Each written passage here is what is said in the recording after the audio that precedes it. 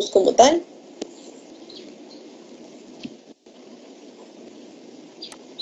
Recuerden que hablamos entonces que los nematodos son parásitos que tienen sexos diferenciados, que se reproducen de manera sexual.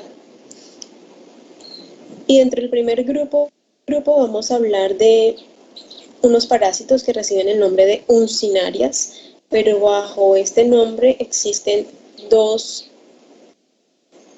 géneros de parásitos diferentes, cuyas manifestaciones clínicas, diagnósticos y tratamientos son iguales. Por eso los identifican bajo este nombre. Ellos son Ancylostoma duodenale y Necator americanus. Ancylostoma duodenale es un parásito adulto cuya cavidad bucal se le reconoce que tiene dos pares de dientes o ganchos, mientras que Necator americanus tiene una cavidad bucal o corporal más pequeña y se le aprecian dos lancetas en esta cavidad. A través de estos órganos de ambos parásitos, ellos se fijan a la mucosa intestinal. A lo largo de la vida de las uncinarias van a tener principalmente 4 formas, estadios o etapas: huevo, larva rhabditiforme, larva filariforme y los parásitos adultos. Y vamos a ir viendo cada una de estas etapas o formas una a una. En el caso de los huevos son ovalados, tienen un diámetro, una longitud aproximada de 60 y 70 micras de longitud. Estos huevos necesitan madurar en el ambiente, por lo que las uncinarias son consideradas parásitos o helmintos transmitidos por el suelo, o también dentro del grupo de los geohelmintos que hablábamos la clase pasada. En su interior, cada de estas estructuras que ustedes ven son blastómeros. Los blastómeros son acumulaciones de células que van a originar más adelante un árbol. Se caracterizan por tener una única membrana, estos huevos, y los huevos entre Necator y Ancylostoma indiferenciables, son idénticos.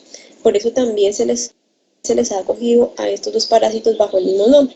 Cuando un microscopista, bacteriólogo, observa este tipo de huevos en la materia fecal, a ustedes les va a reportar si observan huevos compatibles con uncinarias, pero nunca les van a decir si son huevos de Necator o si son huevos de Ancylostoma. De estos huevos va a salir el siguiente estadio, que se denomina larva rhabditiforme. Esta es una larva, es una forma del parásito microscópica que mide más o menos 250 micras de largo.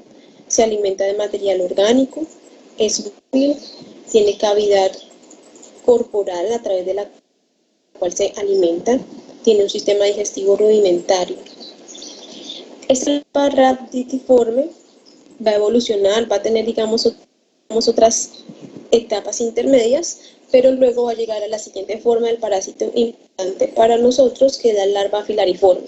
Esta larva filariforme duplica la anterior en tamaño, se caracteriza porque tiene un extremo muy fino, casi puntiagudo, y ahí es su nombre que se derive filariforme. Y para esta parasitosis jóvenes, esta es la forma infectante para el hombre, esta larva filariforme. Ya no es el huevo para este caso particular, sino es esta larva. Esta larva va a vivir en la tierra, en el ambiente, y puede durar hasta 15 semanas viable o viva, incluso un poco más. Los parásitos adultos, vamos a hablar primero de los de Ancylostoma duodenale. Son parásitos largos que los de Necator, son más gruesos. Su cuerpo tiende a formar como una letra C, de alguna manera tiene una ligera curvatura. Miden alrededor entre los 10 a los 14 milímetros de longitud, es decir, que son formas macroscópicas del parásito. Y una característica muy fácil para identificar el sexo es que el macho en la parte posterior tiene estas prolongaciones que estoy señalando, a lo que se le se le denomina bursa copulatriz. Estas prolongaciones, esta estructura le va a permitir unirse a la hembra durante la copulación. Recuerden que estos parásitos adultos en su cavidad corporal tienen dispuestos 2 pares de dientes. En el caso de Necator americanos, los parásitos son un poco más pequeños. Se estima que la longitud está alrededor de los 10 milímetros, son más delgados que los de Ancylostoma. Recuerden que en la cavidad corporal o boca tienen dispuesta un par de lancetas, y al igual que el macho anterior, el macho de Necator también tiene una bursa copulatriz. Estas prolongaciones son un poco más largas que el parásito anterior, y esta estructura cumple la misma función. El parásito adulto de los Necator tiende a tener como 2 curvaturas en su cuerpo que asemeja a una letra S. Si se dan cuenta, aquí hay una curvatura y luego viene otra más pequeña en el sentido contrario. Digamos que estas curvaturas en Necator son características de este parásito. Bueno, los parásitos adultos tienen un color entre los rosados y los blancos, como en esa gama de colores, en esas tonalidades. Las hembras, como en todos los casos de los nematodos, tienen mayor longitud que en el caso de los machos. Se estima que una hembra de Necator americanos puede diariamente poner alrededor de 20.000 huevos, y una de Ancylostoma alrededor de 10.000. Los dientes y las lancetas presentes en la cavidad corporal de estos parásitos le van a permitir fijarse en la mucosa intestinal, alimentarse de nutrientes. Estos parásitos se categorizan como hematófagos, y ellos liberan una sustancia anticoagulante. Entonces ellos se adhieren a la mucosa intestinal, se liberan para cambiar de sitio dentro del intestino o para copular. Cuando se libera ese parásito en la mucosa intestinal, queda la lesión y se puede generar hemorragia a través de esas lesiones. Entonces acá nuevamente, para recortar, este sería Necator, este sería Ancylostoma, como es la cavidad corporal de estos parásitos. Es muy característica y muy importante en el momento de querer diferenciar los parásitos adultos. El ciclo de vida es, si bien digamos es sencillo entre comillas, va a ser diferente a todo lo que hemos visto anteriormente por la vía de infección. Aquí la forma infectante es una larva filariforme que tiene la capacidad de penetrar la piel. Por la parte puntiaguda de la larva, ellos secretan incluso una serie de sustancias que les van a permitir como ablandar la piel y penetrarla más fácilmente. Estas larvas van a estar en las partes más altas de los suelos, donde van a estar, digamos, desechos, donde hay pasto. Ellos no van a estar, digamos, en la tierra en lo más bajo, sino van a buscar la localización más alta. Y ellas tienen la capacidad de identificar temperaturas corporales, y ellas tienden a adherirse a lo que pase cercano a estas larvas. Siempre están en una forma horizontal y en movimientos ondulatorios que les va a permitir penetrar la piel. De ahí a que ellas pueden penetrar cualquier parte de la piel, pero ya que se encuentran en el suelo, el sitio más comúnmente afectado y la entrada más frecuente de este parásito al hospedero es a través de la planta de los pies y principalmente entre los dedos. Las regiones interdigitales parecen tener una temperatura apropiada y unas condiciones apropiadas que le llaman la atención a la larva, le permiten la adherencia y luego la penetración. Estas larvas van a entrar por vía sanguínea o linfática y van a hacer un recorrido larvario. Hay migración larvaria.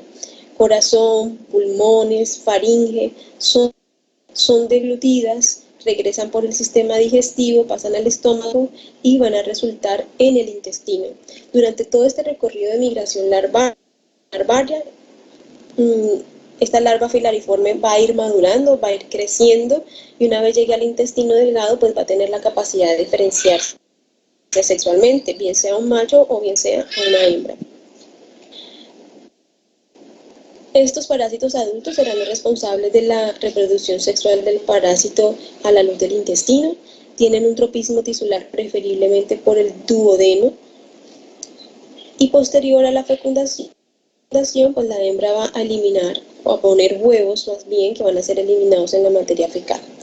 Estos huevos requieren ser madurados en el ambiente, en las temperaturas adecuadas que están más o menos entre los 26 a los 30 grados centígrados, en unas condiciones de humedad relativa alrededor de unos 80 grados centígrados. Les gusta estar húmedas y como a la sombra. Las temperaturas muy bajas o temperaturas muy altas alteran la viabilidad de los huevos.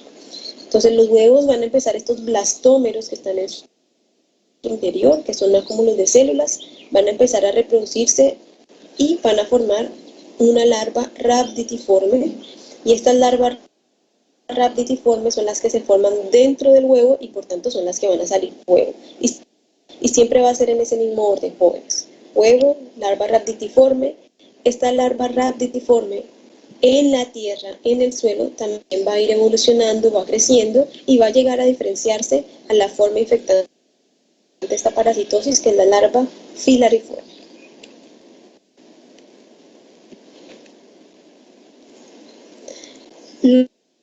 Los huevos requieren aproximadamente entre 24 a 48 horas para embrionar y generar en su interior una larva rhabditiforme. Aquí quiero recordar el recorrido que hace la larva filariforme una vez ingresa por la piel, planta de los pies, principalmente localización digital, luego va por vía linfática hacia corazón, pulmones, alveolos, bronquios, tráquea, laringe, estómago, intestino delgado, principalmente duodeno.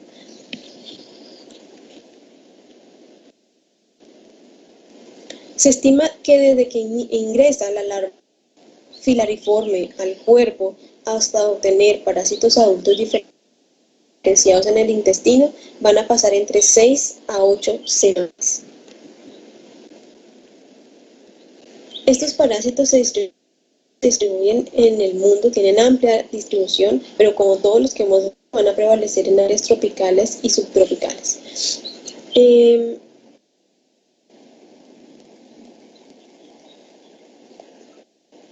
Necator americanos predomina en el continente americano y en Australia, y así los comerciales se encuentran prevalentemente en el Medio Oriente, en el norte de África y en el sur de Europa.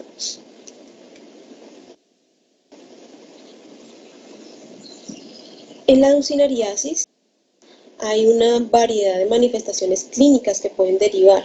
Esas manifestaciones clínicas van a estar relacionadas con la forma del parásito y con la localización del parásito. Entonces, dentro de las primeras alteraciones o manifestaciones que se pueden observar es a nivel dérmico, y esto va a obedecer principalmente a la entrada de las larvas filariformes y puede desencadenar dermatitis pruriginosas, eritemas, edemas, pápula, vesiculación, incluso quedar cicatrices secundarias. Como genera tanto prurito, tanta rasquiña, es muy probable que las personas con esa acción mecánico de rascado tiendan a sobreinfectar estas lesiones, lo cual pues agrava un poco más, digamos, la manifestación clínica. Como hay migración larvaria, entonces también podemos tener manifestaciones pulmonares, al igual que lo hablábamos hace 8 días en Ascaris lumbricoides, y se puede presentar el síndrome de Loeffler, que también lo llaman neumonitis eosinofílica o eosinofilia pulmonar. Recuerden que este traspaso, esta manifestación obedece a una localización abundante de larvas filariformes en los alveolos pulmonares principalmente, que va a generar en nuestro paciente neumonía, se puede observar eosinofilia bucal, tos, expectoración e incluso fiebres transitorias. Este síndrome de Loeffler o eosinofilia pulmonar se deriva de la migración larvaria y la localización de la larva filariforme principalmente en los alveolos pulmonares. Este traspaso de las larvas lo que está produciendo es una ruptura de los capilares, una lesión en estos tejidos, y al haber estas lesiones va a conllevar a una respuesta inflamatoria. A nivel gastrointestinal, que tiene que ver con la presencia de parásitos adultos adheridos al duodeno principalmente, se caracteriza por presentar dolor, distensión abdominal, diarreas, en algunos casos melenas e hiporexia. Esto se deriva del daño, de la lesión directa que está causando el parásito adulto para adherirse a la mucosa intestinal.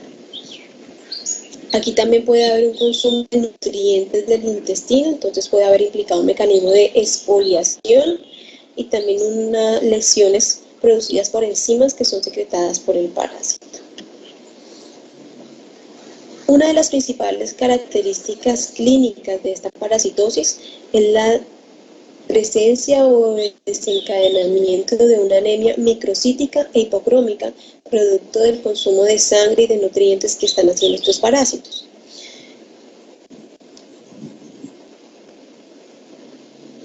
Aquí les muestro diariamente cuánto se estima que consumen estos parásitos. 0,4 es, digamos, el valor promedio de sangre que consumen los Necator, y 0,20 ml es lo que consume en promedio un ancilostoma. Solamente un parásito al día, y recuerden que en estas parasitosis pues no es que haya un solo parásito adherido a la mucosa intestinal, hay varios. Esta anemia microcítica hipocrómica, ¿qué nos quiere decir estos términos? Microcítica, que el tamaño del glóbulo está disminuido, e hipocrómica nos indica que la cantidad de hemoglobina que hay en el interior del eritrocito está disminuida. ¿Quién me quiere recordar qué examen de laboratorio debemos ordenar a nuestro paciente para identificar la presencia de anemia microcítica hipocrómica? Un hemograma. Exactamente, muy bien. En el hemograma entonces van a ver por ejemplo, está el volumen corpuscular medio, que está bien dado en femtolitros y que nos indica el tamaño adecuado de los eritrocitos. Está la cantidad de hemoglobina, que también se cuantifica y que nos puede ilustrar acerca de esto. Estas alteraciones hematológicas pueden conllevar en el paciente a generar hipoalbuminemia, y esto a su vez traducirse en la presencia de edema, disnea, soplos funcionales, cianosis, deficiencia de ácido fólico, sobre todo pues por el consumo de hierro que está haciendo el parásito, alteraciones en la hematopoiesis, incluso se pueden llegar a ver alteraciones en la producción de células a nivel de la médula ósea. Y en esta parasitosis es frecuente observar que el conteo de eosinófilos, tanto local como en sangre periférica, esté aumentado. Recuerden que es una característica de la mayoría de los helmintos que sean los eosinófilos, que sean estas células las que salgan a defendernos. Otros signos asociados a la succinariasis es cuando hay desnutrición, sobre todo en niños. Esto puede, digamos, generar aún más desnutrición, una pérdida de peso progresivo, retrasos físicos y psicológicos en los niños que tienen anemia, pues son niños que tienen mucha pereza todo el día, que se la pasan, que quieren estar durmiendo, que a veces tienen incluso flojera para jugar, que no tienen un buen rendimiento académico, y todo esto está relacionado con la anemia de estos niños. Entonces, estas manifestaciones clínicas están asociadas a las deficiencias nutricionales por el consumo de nutrientes de los parásitos, las enzimas liberadas por los gusanos. Obviamente está relacionado con la carga parasitaria. Entre mayor sea la carga parasitaria, más marcadas serán cualquiera de estas manifestaciones clínicas que les acabo de mencionar.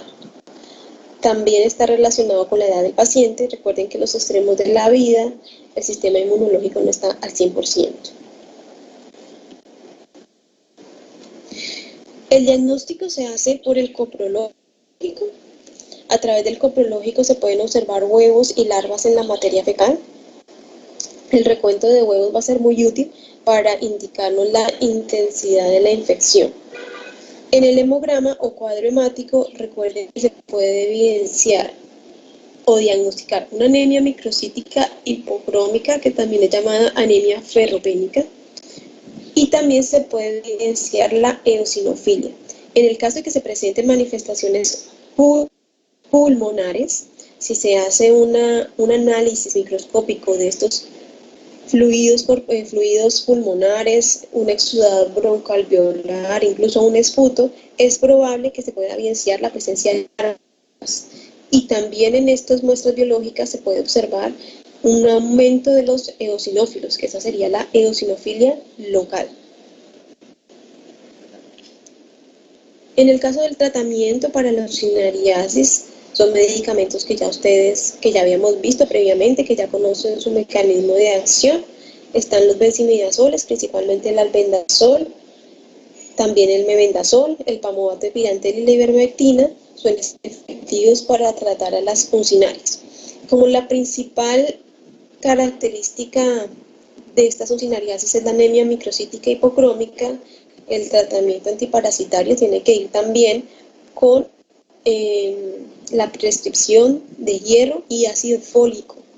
Es muy importante esto.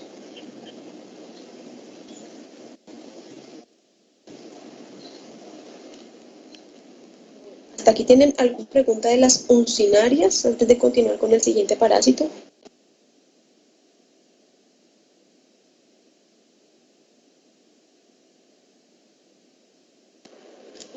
Doctora, una pregunta. ¿Todos los parásitos que tengan migración larvaria tienen como el mismo recorrido?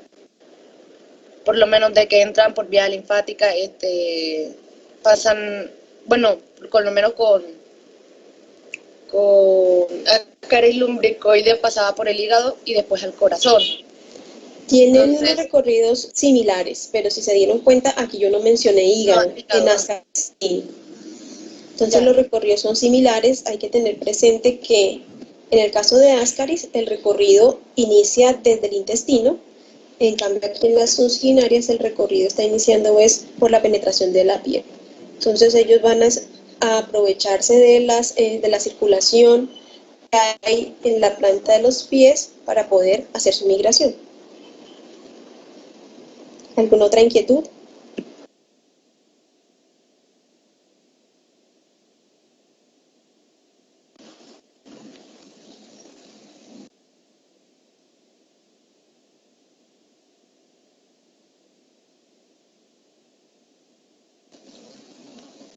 Por acá me están preguntando por el chat que si las diapositivas cambiaron. ¿A cuáles diapositivas hace referencia?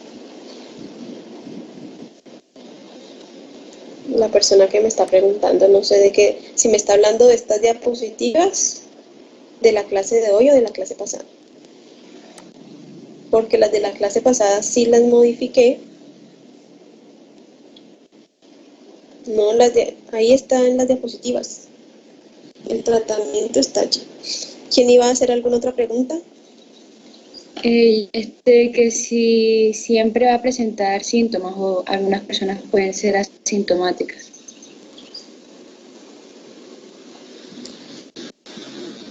Sí, eventualmente digamos que hay personas asintomáticas, pero digamos que aquí yo diría que más de como un 60% de las personas van a ser sintomáticas, pero entre las sintomatologías entonces hay leve, moderada o severa. Y eso está relacionado con la carga parasitaria y también con el estado inmunológico y nutricional del hospedador.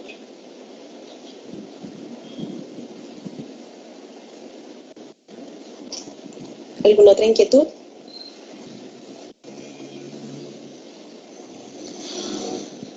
Bueno, vamos entonces a continuar con el siguiente parásito. Les presento a Strongyloides estercorales. Este parásito a lo largo de su vida también tiene 4 formas: el huevo, larva raptitiforme, larva filariforme y los parásitos adultos. Vamos entonces a revisar estas formas. Al lado izquierdo está observando una larva rhabditiforme de Strongyloides stercoralis. Tiene una longitud aproximada de 250 micras. Y a su derecha una larva filariforme de Strongyloides stercoralis, aproximadamente una longitud de 500 micras. Conservan las mismas características, digamos, generales que describí anteriormente para cada uno de estos estadios. Esta diapositiva nos ilustra muchísimo mejor la entrada del parásito al hospedador, que como se dan cuenta es similar o igual a lo que veíamos con las ursinarias. Entonces, nuevamente, para el Strongyloidiasis, la principal forma infectante son las larvas filariformes, que ingresan por la piel, y nuevamente aquí digo, van a ingresar por cualquier parte de la piel, solamente que como ellas están en el suelo, en la tierra, el sitio más frecuente por el que entran es por los pies. Entonces acá me gusta mucho esta diapositiva porque nos ilustra muy bien cómo es la posición. Miren la posición de las larvas filariformes en la tierra, siempre están de manera horizontal, haciendo movimientos circulares. Hagan de cuenta como un taladro más o menos. Obvio, tal vez no tan rápido, pero sí hacen ese tipo de movimientos que les va a permitir penetrar la piel. Y al penetrar la piel, pues ellas tienen la capacidad, digamos, de identificar por circulación cuáles son los lugares más cercanos de circulación y empezar su migración por este sitio. Bueno, los niños, despiértense un poquito, préstenme atención porque este ciclo de vida es un poquito enredadito, tiene muchas cosas como ustedes pueden. Entonces vamos a iniciar acá. Vamos aquí donde dice número 6, donde está una larva filariforme que tiene la capacidad entonces de penetrar principalmente en la planta de los pies y luego por circulación linfática va a iniciar su migración larvaria. Entonces va a pasar corazón, pulmones, faringe, es deglutida, regresa por sistema digestivo, atraviesa estómago y se localiza en el intestino delgado, principalmente en el duodeno. El tropismo celular inicial de las larvas filariformes de Strongyloides es el duodeno. Allí en el duodeno, esta larva se va a convertir en una larva adulta hembra, solo hembra. Dentro del hospedero humano no hay lugar a macho. Esta hembra adulta en el hospedero humano a la luz del intestino tiene la capacidad de autofecundarse. Es una hembra partenogenética. La partenogénesis es una característica que tienen varios seres vivos y se refiere a la capacidad de autofecundación de esa especie. Entonces la larva filariforme se autofecunda, es una larva adulta, esto está sucediendo en el intestino. Posterior a su autofecundación se van a producir huevos. Los huevos son muy similares a las ursinarias, también son ovalados, única membrana, se van a observar en el interior blastómeros también. Dentro del intestino, estos huevos van a eclosionar y de los huevos van a salir las larvas rhabditiformes. Todas las flechas azules que nos muestra esta diapositiva nos está indicando que está sucediendo dentro del hospedador. Esta larva rhabditiforme dentro del hospedador puede convertirse en una larva filariforme y esta filariforme en una hembra adulta partenogenética y mantener este ciclo, a lo cual llamaríamos ciclo de autoinfección. Ciclo de autoinfección. Esto sería lo que pasa en el hombre y más adelante hablamos de la sintomatología que deriva cada parte de este ciclo de vida. Otras larvas rhabditiformes van a ser eliminadas en la materia fecal y estas larvas rhabditiformes van a caer en la tierra. Entonces todas las flechas que están en rojo, jóvenes, son lo que está sucediendo en la tierra. Esta larva rhabditiforme en la Tierra va a tener la capacidad de convertirse en una larva filariforme, que es la larva infectante para el hombre, y esta puede continuar su ciclo, como ya lo vimos. Pero van a haber otras larvas rhabditiformes que puedan diferenciarse en la Tierra a macho y hembra, que son los parásitos adultos de vida libre. Estos parásitos adultos diferenciados sexualmente nunca están dentro de un hospedador. Solo se da lugar a estas formas de parásitos en la Tierra. Estas serían las formas responsables de una reproducción sexual que va a dar origen a huevos. Estos huevos originarán en su interior larvas rhabditiformes nuevamente. Estas larvas rhabditiformes, algunas se van a convertir en larvas filariformes, y ya sabemos qué pasa, u otras larvas rhabditiformes continuarán con una diferenciación hacia las formas sexuales y de vida libre del parásito.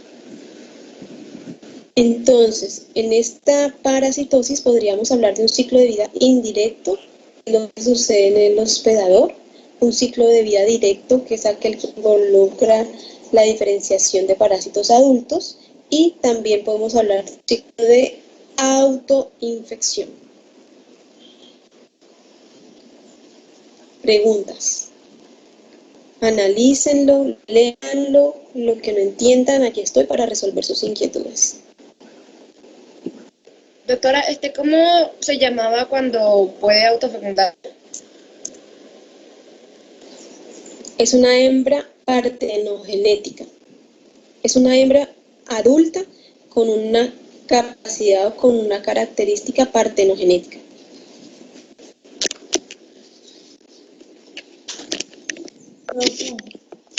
Sí, gracias. Usted decía que solo la hembra podía ingresar como tal al ser humano, ¿cierto? No, no dije eso. Dije que al ser humano ingresa una larva filariforme. Eso. Y esa larva filariforme no tiene género, ni es macho ni es hembra, es una larva filariforme.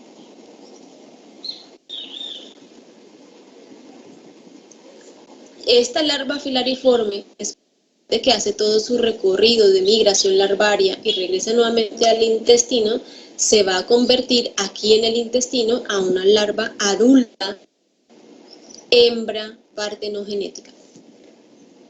Ahí sí sucede la diferenciación.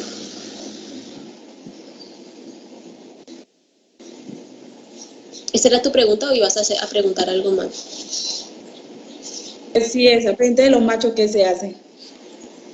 No hay machos. En el hospedador no tiene lugar a machos. Dentro del cuerpo del hombre, del humano, no hay machos.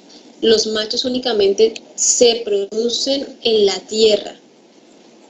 Solo en la tierra hay diferenciación sexual, macho y hembra, y se les llama parásitos de vida libre, porque no ingresan a un hospedador. Ok. Doctora, una pregunta, ¿y qué hacen esos parásitos machos en la Tierra? Copulan con la hembra y dan origen a huevos, y los huevos a larvas rhabditiformes, y luego las rhabditiformes a filariformes. Su función en el caso de los machos es una función pues de reproducción básicamente, lo que conlleva a la larga pues a perpetuar su especie. ¿Alguna otra pregunta?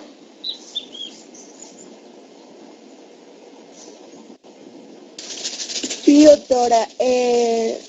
Fuera del organismo del hospedero no hay forma de reproducción asexual como sería en el caso de la hembra Partenogenética. partenogenética. Por fuera del hospedador en la Tierra, el mecanismo de reproducción es sexual, únicamente. Gracias.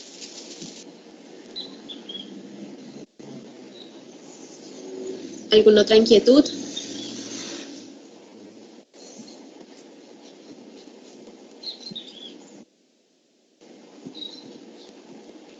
Bueno, confío que lo hayan entendido. Si va surgiendo alguna inquietud, igual al final, digamos, de la clase, la pueden hacer si sale otra duda.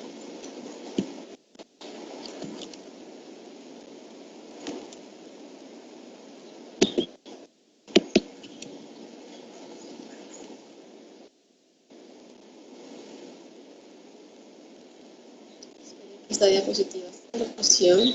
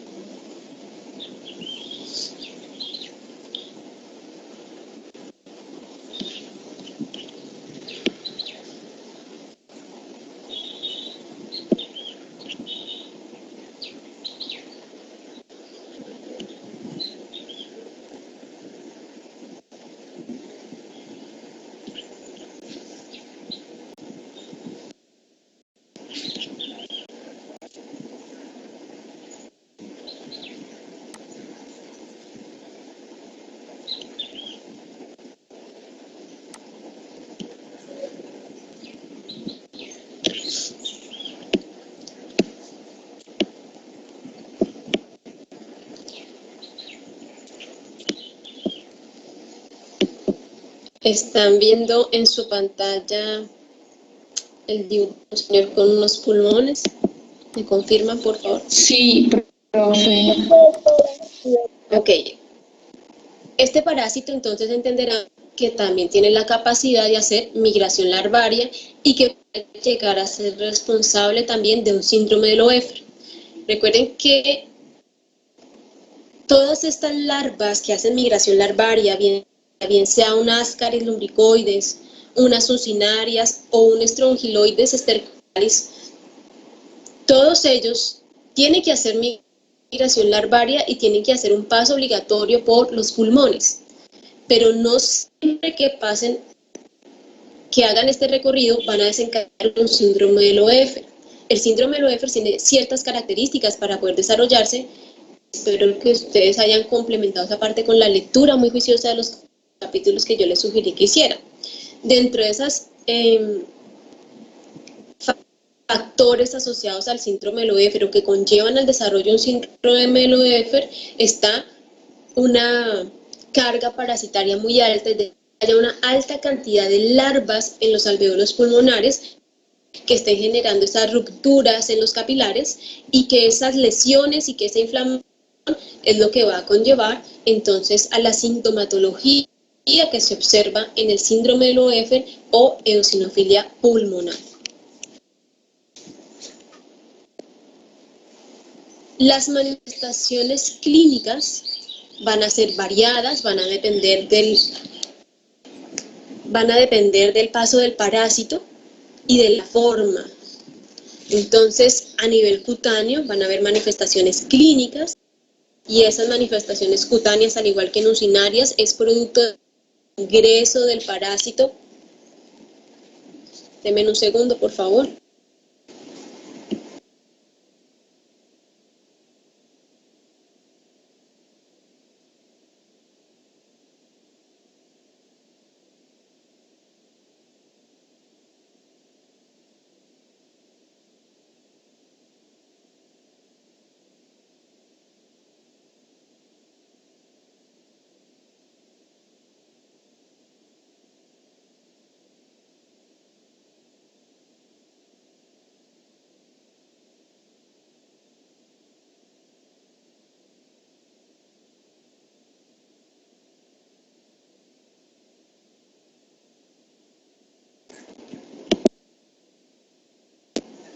Ok, ya regresé. Entonces las manifestaciones cutáneas es el producto del ingreso del parásito, y en este caso específicamente la forma responsable son las larvas filariformes.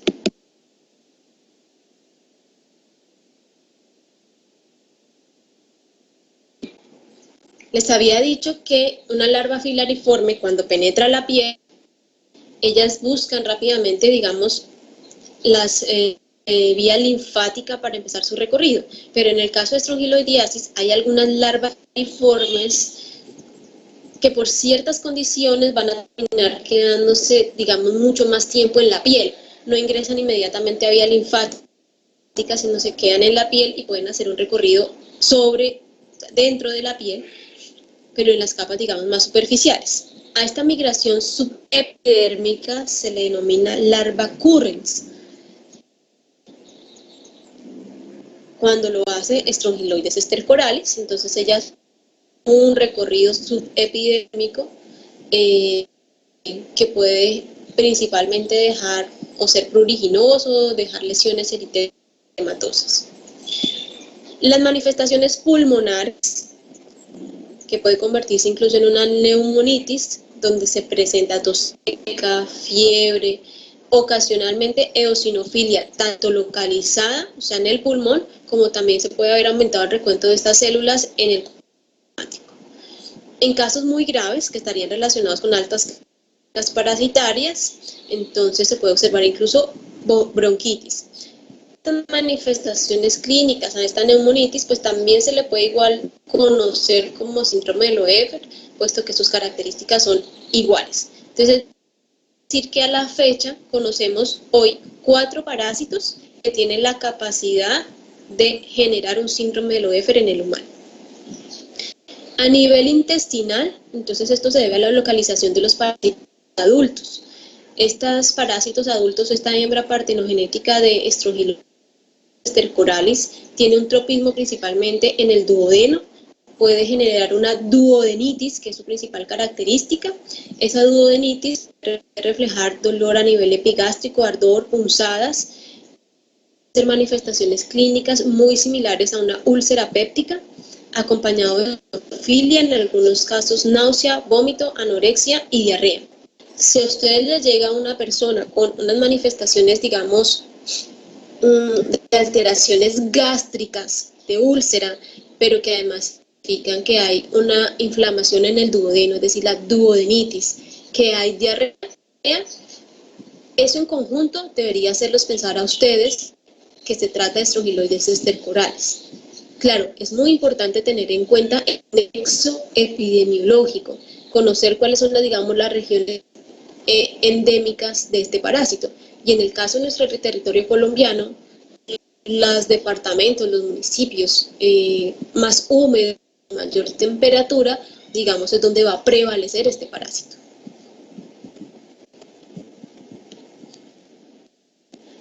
Pueden haber manifestaciones crónicas, es decir, a largo plazo. Este es un parásito que desde que entra la larva filariforme por los pies hasta tener parásitos adultos pueden transcurrir de 6 a 8 semanas. Y dependiendo de la carga parasitaria puede darse un proceso, pues digamos, más a largo plazo, crónico, donde se puede manifestar por cualquiera de estas situaciones, necesariamente todas al mismo tiempo, que es dolor epigástrico, plenitud prandial, acidez estomacal. Como se dan cuenta, serían manifestaciones como de gastritis como tal, diarrea intermitente, en algunos casos incluso estreñimiento. En algunos casos crónicos hay pacientes que han desarrollado una enfermedad inflamatoria intestinal, colitis ulcerosa. En otros casos pues prevalece la urticaria crónica, y esto tiene que ver con el recorrido que se quedan haciendo las larvas filariformes. Ya me regreso. Las larvas filariformes, recuerden que los llamamos larva currens, y lo hacen generalmente a lo largo de glúteos, pene y muslos. Se estima que estas larvas pueden avanzar en promedio 10 centímetros cada hora. No lo vayan a confundir, de pronto ustedes han visto en televisión, hay unos parásitos que son las filarias, que son mucho más largos, que se ven en la epidermis, se ven moraditos, incluso hay videos que yo los he visto en internet donde van sacando el parásito y es todo delgadito pero largo. Ese no es este, aunque también es un proceso de migración larvaria cutánea, no es esta. Esta, recuerden que es una larva microscópica que puede dejar, digamos, sí lesiones en la piel a medida que avanza, como el eritema y eso, pero no se va a ver el parásito como tal en la piel. Esto es muy importante, voy a correr esto para acá. En las personas con su sistema inmunológico sano, entre comillas, que padecen estrongiloidiasis, es frecuente observar que se aumentan los eosinófilos en sangre periférica. También es frecuente observar que se puede aumentar la concentración de inmunoglobulina E presente en la sangre de los pacientes. Esto nos ha indicado a lo largo de muchos años que los eosinófilos y la inmunoglobulina E tienen un papel fundamental en el control de infecciones causadas por el mintos tipo estrongiloidiasis. Entonces, cuando un paciente tiene estrongiloidiasis y tiene aumentado eosinófilos y inmunoglobulina E, nos está indicando que nuestro sistema inmunológico está respondiendo frente a ese proceso infeccioso, que está trabajando para resolverlo. Entonces, digamos que es un hallazgo positivo.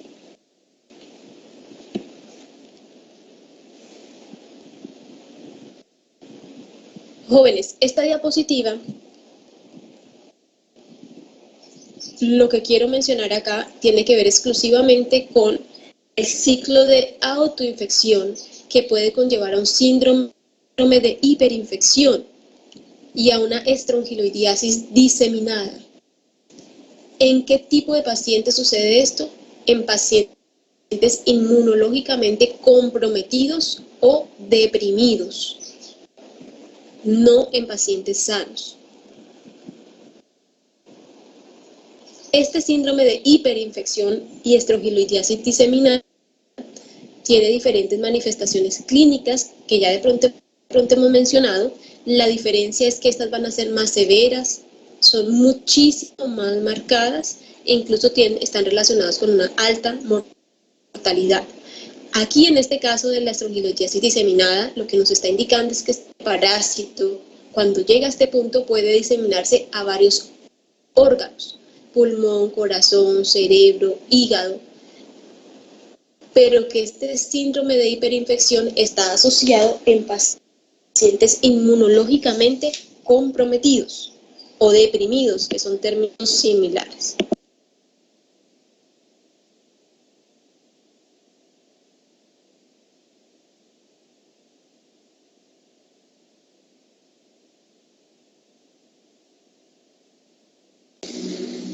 Hay unas situaciones específicas que predisponen al síndrome de hiperinfección. Hay ciertos tipos de leucemia, la enfermedad de Hodgkin, linfomas, carcinomas. Estas personas que padecen este tipo de enfermedades tienen mayor predisposición a desarrollar este síndrome de hiperinfección. Pacientes con trasplantes de órganos, pacientes con enfermedades renales crónicas, con tuberculosis, con lepra, con sífilis, también son personas propensas a desarrollar síndrome de hiperinfección por estrongiloides estercorales. Básicamente, cualquier tipo de enfermedad que conlleve a una depresión o una alteración de las células de respuesta inmunológica puede ser propenso a desarrollar un síndrome de hiperinfección. En estudios más recientes, jóvenes, se ha detectado que existe una afinidad, por decirlo de alguna manera, una predisposición especial de las personas que han tenido el virus HTLV, es el virus linfotrófico humano que causa la paraparesia espástica tropical. Las personas que tienen este virus son muy propensas a desarrollar síndrome de hiperinfección. Asimismo, y ojo a lo siguiente, que no lo estoy poniendo aquí, pero que está consignado en el libro y que lo menciono también en este momento, las personas que durante una infección por estrongiloidiasis tengan un consumo prolongado de corticosteroides, estos corticosteroides, por alguna razón no muy bien documentada hasta la fecha, estimulan la diseminación del parásito a diferentes órganos, es decir, que ayudan a que haya una estrongiloides diseminada.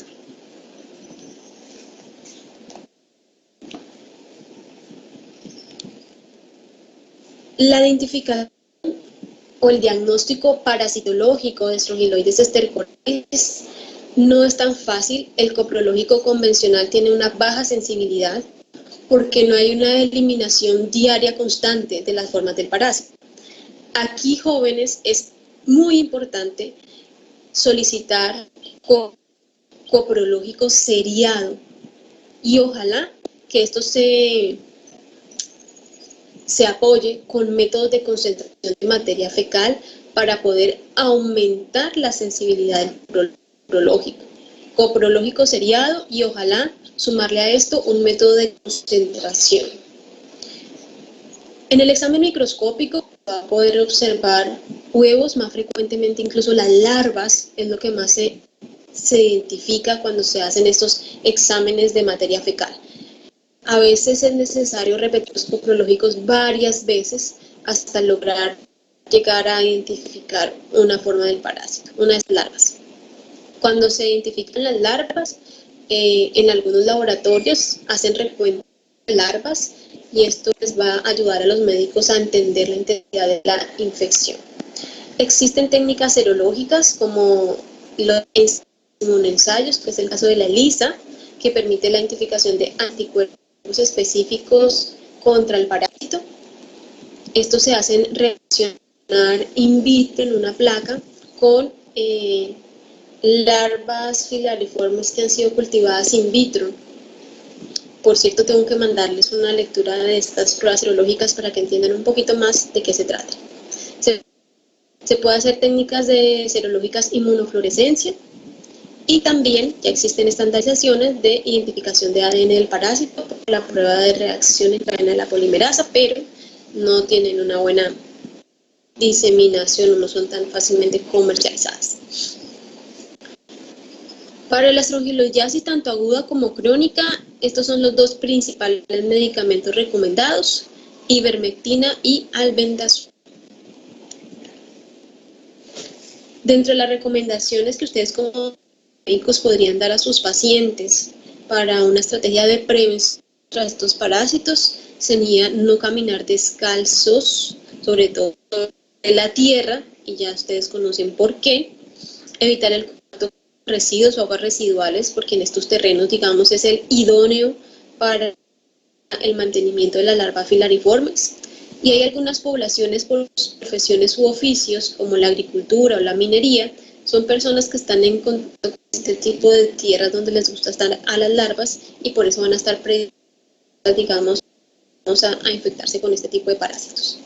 Hay personas que tienden a desarrollar infecciones crónicas porque como viven en áreas endémicas, entonces están en un contacto constante con el parásito y pueden tener reinfecciones varias a lo largo del año.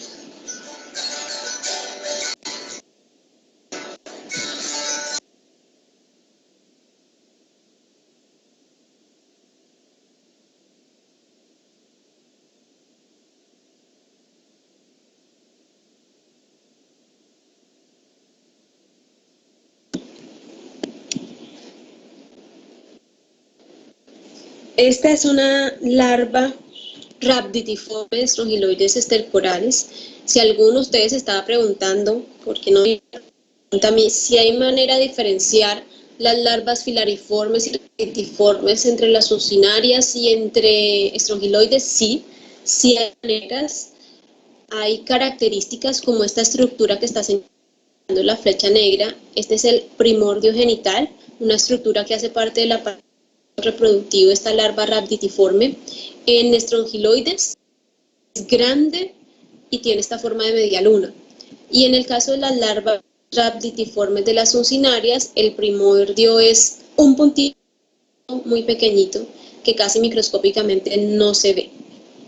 Y existen pues otras características para poderlas diferenciar.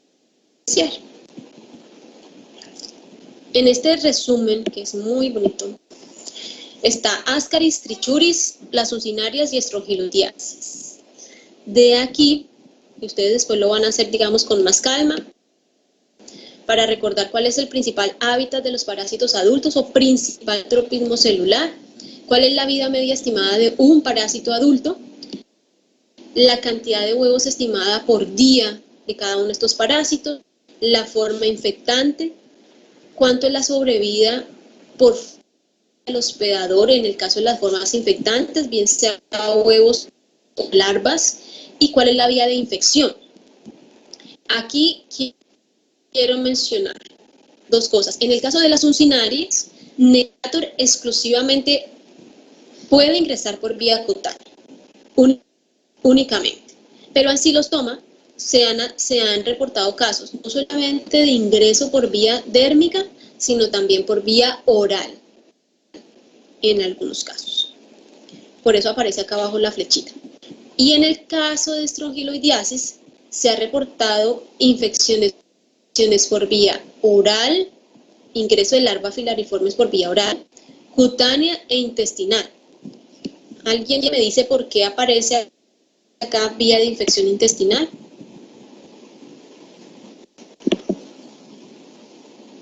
¿Alguien me quiere decir por qué aparece vía de infección intestinal?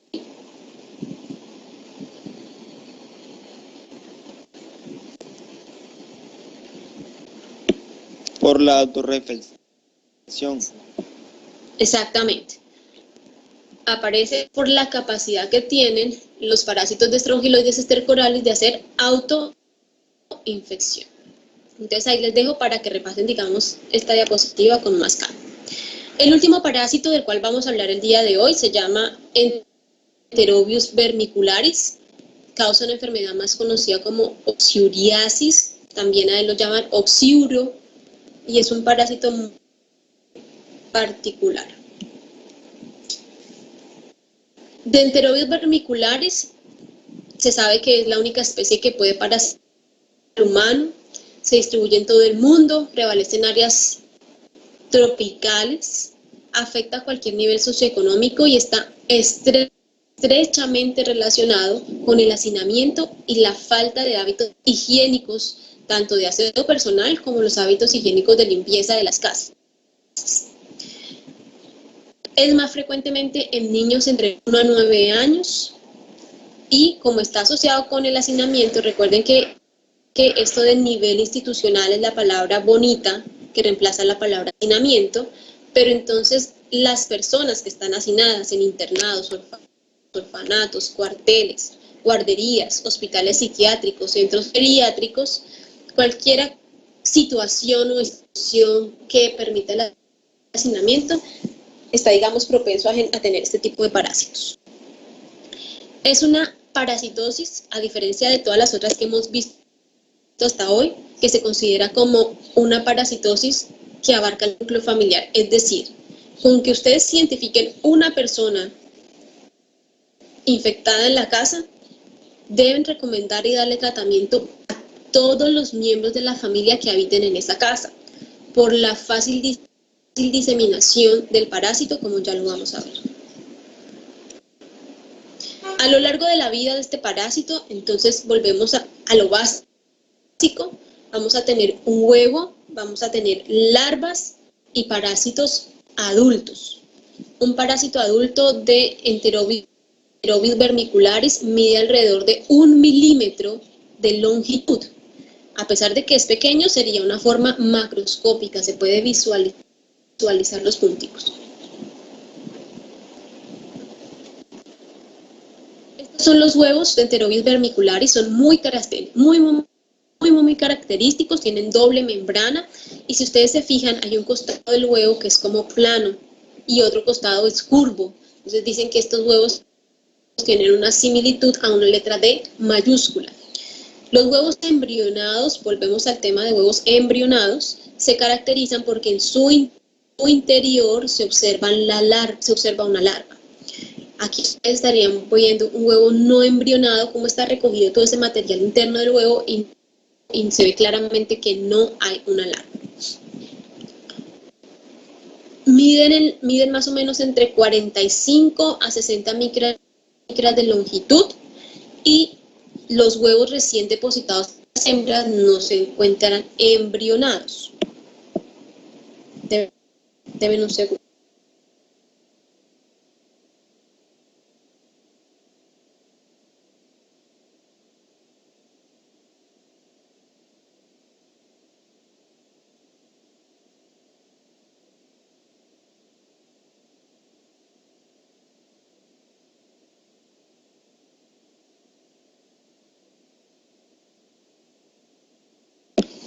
Pero una característica importante de estos huevos jóvenes es que estos huevos o este parásito no está entre los geohelmintos. Estos huevos no necesitan caer en la tierra para embrionar. Con las condiciones de temperatura y de humedad que estén en el ambiente, son suficientes para que ellos embrionen 6 horas después. ¿Listo? No hay necesidad de que embrionen en la tierra. Donde hayan quedado por ahí, a las 6 horas ya son huevos embrionados o fértiles, listos para infectar. El ciclo de vida es sencillo. Las personas se infectan al consumir o al el ingreso de los huevos fértiles por vía oral. Estos huevos van por todo el sistema digestivo, llegan al intestino delgado. En el intestino delgado eclosionan, salen larvas y estas larvas, aquí no hay ni larva filariforme ni rhabditiforme, simplemente un estadio larvario que va a ir madurando y que va a evolucionar hacia parásitos adultos sexuales diferenciados, macho y hembra. Estos son responsables de la reproducción sexual del parásito y una vez la hembra es fecundada, y aquí viene la característica de esta parasitosis, cuando la hembra es fecundada posterior a la copulación y generalmente en la noche porque tiene hábitos nocturnos, la hembra va a salir por los intestinos, va a localizarse en la zona perianal del hospedador y en la región perianal es que va a depositar los huevos. Cuando salen estas hembras en la noche hacer este recorrido hacia la zona perianal, ellas van dejando como una sustancia, como una mucosidad que va a ser altamente pruriginosa. Ellas depositan los huevos en la zona perianal y se regresan, vuelven a ingresar al intestino. Estos huevos digamos que no salen con la materia fecal, porque fueron dispuestos en la región perianal. Pero entonces, hágase la siguiente imagen de la historia en su casa. Tenemos un niño de 4 años que tiene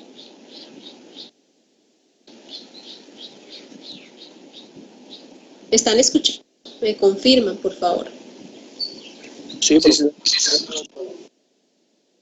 Sí, profe. Ok. Tenemos un niño de 4 años que tiene enfermedades vermiculares.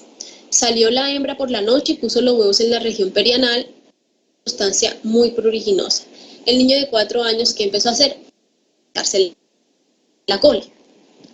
¿Dónde van a quedar los huevos? En la ropa interior, en las sábanas, en las manos. El niño luego se levantó, cogió el juguete, ya el juguete quedó con huevos, cogió la llave de la mamá, manos, ya la llave quedó con huevos, y todo lo que vaya a coger el niño, en sus uñas por debajo van a quedar los huevos. Todo eso se va a infectar con huevos. Y recuerden que a las 6 horas esos huevos se vuelven fértiles o embrionados. Cuando después las personas entren en contacto con esas mismas superficies que el niño tocó, los huevos quedarán en sus manos, y si se pasan las manos así por la boca o cogen alimentos que luego se van a llevar a la boca, los van a infectar y esos huevos van a ingresar, ya que a pesar que les suene muy a ciencia ficción, eso pasa y se va a diseminar muy rápidamente la infección a todas las personas de la casa. Por esa razón se considera una enfermedad familiar, que donde se diagnostique un solo miembro de la familia con Oxiurus, se le debe dar un tratamiento a todos. Estos huevos incluso, si quedan sobre todo en la región perianal, 6 horas después, obviamente si no hay un buen aseo higiénico, y por eso al principio esto está muy relacionado con malos hábitos higiénicos de aseo personal y de aseo de las casas. Si quedan huevos en la región perianal, de 4 a 6 horas ya son huevos fértiles o embrionados. Son huevos que de ahí van a ser infectantes.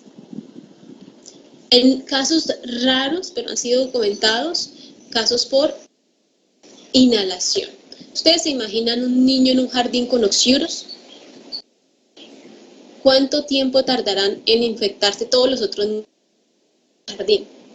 No sé si ustedes, algunas son madres o algunos son hermanos de niños pequeños que los lleven a los jardines, pero en los jardines, si ustedes se dan cuenta, llega la hora del descanso y dicen, bueno, vamos a lavarle las manos y la carita a todos para la merienda. Y secan a los 30 y pico de niños con la misma toalla. Entonces, si el primero tenía mocos, ya la toalla quedó con mocos y se la reparten a los 35 siguientes. Por eso a los niños en los jardines, al primero que le da gripa, a los 4 días, todos los niños del salón tienen gripa. Créanme que no digo mentiras porque también tuve una niña chiquita.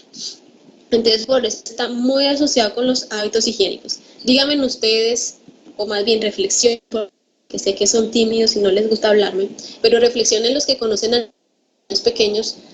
En las casas, ¿cada cuánto hacen jornada de hacer los juguetes? ¿Con qué frecuencia le decimos vamos a lavarle los juguetes a Pepito y cogen todos los juguetes y los lavan, los echan en agua con jabón, los desinfectan con un alcohol o tan solo siquiera les pasan un trapito húmedo para limpiarlos? Eso casi no se ve. ¿Cuáles son las manifestaciones clínicas de...? Dígame.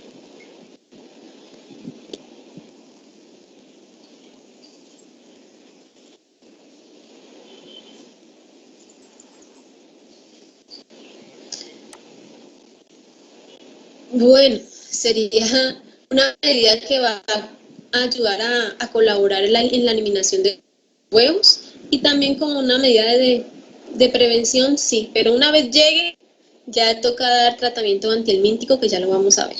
Pero todo tiene que ir, el tratamiento antihelmíntico no va a ser suficiente si no se fortalecen las medidas higiénicas y las medidas de aseo, que ya las mencionamos en un momento. Dentro de las manifestaciones clínicas asociadas a enterobius vermicularis, entonces, en primer lugar es el prurito perianal. Vulvar en el caso de las niñas, y la localización vulvar no es porque el parásito llegue allá, sino las niñas mecánicamente se rascan y por la proximidad entre estos dos orificios pues puede llegar. Nasal, porque no sé, por alguna razón se pueden rascar y les gusta después pasarse las manos por la nariz y por ahí también va a llegar los huevos. Entonces, si a ustedes les llega a consulta médica un niño en edad escolar, no quiere decir que a los mayores no les dé oxiuros. Sí se han reportado casos, pero son más pocos. Lo más frecuente es que sea en niños. Entonces, si a ustedes les llega un niño a consulta y la mamá le dice que le rasca mucho la colita, ya enseguida con eso lo primero que ustedes deben empezar es en enterobius vermicularis. Es una enfermedad asociada a la irritabilidad, bruxismo y trastornos del sueño. ¿Y quién no va a estar irritable? ¿Qué niño de 5 años no estaría irritable si cuando debe estar durmiendo pasa toda la noche rascándose la cola porque a la hembra de enterobius vermicularis le da por salir a poner huevos a la región perianal? Pues a cualquiera que no duerma bien va a estar irritable. El bruxismo tiene que ver con un chasquido, con un movimiento involuntario que se hace con los dientes.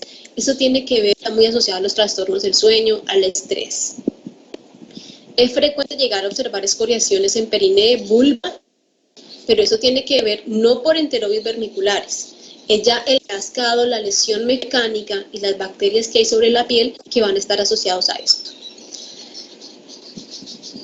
En algunos casos hay algunos autores que dicen que las infecciones por enterobius vermicularis pueden estar asociadas a procesos de rinitis alérgica o dermatitis atópica. La identificación del parásito, el diagnóstico parasitológico es bastante particular, no es nada de lo que ya hemos visto antes. Como este parásito no se limita literalmente en la materia fecal. El coprológico aquí no es útil para hacer diagnóstico de enterobios vermiculares. ¿Dónde están los huevos? Están adheridos a la región perianal. Entonces, lo que se hace para el diagnóstico de oxyuriasis es tomar una muestra de la región perianal, a lo que se le conoce como método de Graham o método de la cinta encomada, que es muy fácil. Se necesita un bajalenguas, una lámina de vidrio y cinta pegante transparente. Entonces se hace un circuito de cinta pegante con la parte pegajosa hacia la parte de afuera. Una parte se pega en el bajalenguas donde dice la figura número 5 y la otra parte pegajosa de la cinta lo que queremos hacer es ponerla en la región perianal, ponerla allí por unos segundos, hacerle una perversión muy leve y lo que vamos a tratar es que los huevos queden pegados a la cinta. Luego esa cinta, con mucho cuidado, con una buena manipulación, se debe disponer sobre la lámina de vidrio y ya inmediatamente esa lámina puede irse a visualizar al microscopio y si tenemos suerte observaríamos lo que ustedes ven al lado derecho, que es una cantidad de huevos con la forma de la letra D. Y ahí tendríamos entonces la confirmación parasitológica de enterobios vermiculares. El tratamiento indicado para esto de parásito está albendazol, mebendazol o ivermectino. Como les dije, si se identifica una familia, se identificó el niño de 3 años con enterobios, hay que mandarle tratamiento a los hermanitos, a los papás, a los abuelitos, a todos que vivan con el niño en la casa. Y es muy importante repetir esta dosis de medicamento 15 días después. ¿A quién se le ocurre cuál es la razón por la que debemos repetir el tratamiento a los 15 días? Sería para saber si el tratamiento fue funcional. Pues yo diría que como en la casa van a quedar de pronto huevos, de pronto por la mala higiene que hubo en el hogar, pueden llegarlos nuevamente a adquirir, entonces va a volver a estar nuevamente el problema. Entonces si se repite a los 15 días, yo me imagino que se puede combatir con tal ya el problema. Exactamente, a los 15 días entonces vamos a repetir la dosis del medicamento para si hubo huevos ahí que embrionaron, lograron ingresar, pues nuevamente erradicar. Este tratamiento debe ir acompañado y ustedes como médicos están en la obligación de indicarle a esa familia que tiene que reforzar las medidas higiénicas de su casa. Entonces, ¿qué hay que recomendar? Mira, apenas llegue, haga un lavado exhaustivo de los tendidos de sus camas, donde estaba el niño, ojalá con agua caliente, para tratar de eliminar la mayor cantidad de huevos, hacer un lavado de los juguetes si eran niños pequeños, un buen aseo de las llaves de los lavamanos y que sean muy precavidos cada vez que salgan de los baños, sobre todo de que hagan deposiciones, lavarse muy bien las manos. También saben que es muy fundamental en este caso el aseo de las uñas, de cortarles las uñas a los niños, de limpiarles las uñas debajo para disminuir la cantidad de huevos. Entonces, eso es muy importante. Si no se tienen buenos hábitos higiénicos, si no se maneja el aseo personal, ustedes les pueden dar el albendazol que quieran, pero los parásitos pueden prevalecer por mucho tiempo y pueden haber reinfecciones. Aquí es fundamental el aseo personal y de la casa. Pero creo que estará nuestra última diapositiva. ¿Qué preguntas tienen, jóvenes? ¿Dudas, inquietudes? Doctora, yo tengo una duda que es un poco tonta, pero igual me quedó la duda respecto a... Ninguna es tonta, todas las dudas son importantes. Dígame. La infección respecto a los periné no es, pueden salir varios a la vez o generalmente es como seriado o se ve como el flujo de los parásitos, se podría como ver. Sí, bueno, no sale uno. Recuerden que realmente en todas estas parasitosis que hemos visto hasta la fecha, no es que haya un solo parásito, siempre hay varios parásitos. Entonces, cuando las hembras hacen el recorrido hacia la región perianal por la noche, son varias hembras. Si de pronto es una mamá muy curiosa, podría llegar a ver punticos blanquitos que están en la región perianal. Recuerden que estas hembras miden alrededor de 1 milímetro de longitud.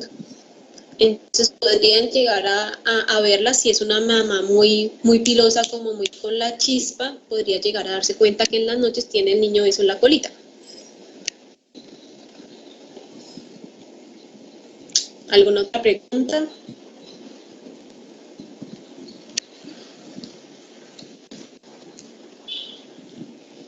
Ay, yo no sé por qué no me pregunto. Sí, buenas, allá. Pues, profe, porque más claro de ahí no lo cantó. Está bien. Eso espero. Demasiado ¿Quién asqueado como para hablar ahora mismo. No tanto como en Ascaris, ¿no? La verdad es que me pareció más traumante que Ascaris. Ah, ok, bueno. Mire, ¿quién me recuerda cuáles son los temas para el parcial dentro de 8 días? Generalidades, entamoeba, Amebas, parásitos oportunistas, ascariasis. giardiasis. Yardias. Ascaris no entra. Ascaris hace parte del segundo corte. Por eso era mi pregunta. Y tricocéfalo y esta clase son temas que vamos a hablar en el segundo corte. Primer corte son generalidades, lo de inmunología, lógico en la materia fecal, amebiasis intestinal y extraintestinal, Yardia y los 3 parásitos oportunistas. Por favor, chicos, lean los capítulos de los libros. Voy a sacar muchas preguntas del libro. Es importante complementar todos los temas que nosotros vemos acá, que ustedes vayan al libro y echen ojeaditas porque hay cosas que a mí se me quedan por decir. Entonces es importante que hagan esa lectura allí.